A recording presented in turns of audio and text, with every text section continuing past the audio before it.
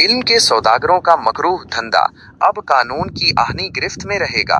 एबटाबाद में मैट्रिक के इम्तिहानात में नकले माफिया के खिलाफ सख्त क्रैकडाउन। ये सूबाई हुकूमत के पीके के अवामी एजेंडे का हिस्सा है, जिसका मकसद गुड गवर्नेंस और अवाम दोस्त इक़दामात को यकीनी बनाना है।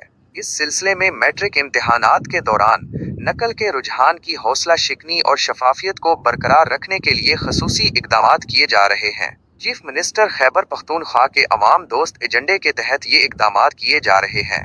डिप्टी कमिश्नर एबटाबाद की हिदायत पर अमल दरामद किया जा रहा है। फील्ड में अमल दरामद एडिशनल असिस्टेंट कमिश्नर सना फातिमा इम्तिहानी सेंटर्स का दौरा कर रही हैं, ताकि नकल की हौसला शिकनी और शफाफियत को यकीनी बनाया जा सके। उन्होंने इम्तिहानी अमले को ज़रूरी हिदायत भी जारी की हैं।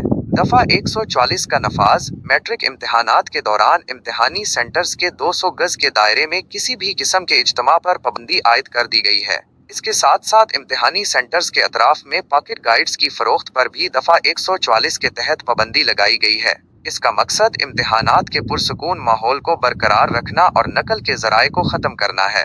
स्टेशनरी शॉप्स पर कार्रवाई। एडिशनल असिस्टेंट कमिश्नर एबटाबाद सना फातिमा ने अपनी टीम के हमरा स्टेशनरी की दुकानों का दौरा किया और पॉकेट गाइड्स और फोटोकॉपियों की फरोख्त करने वालों के खिलाफ कानूनी कार्रवाई अमल में लाई।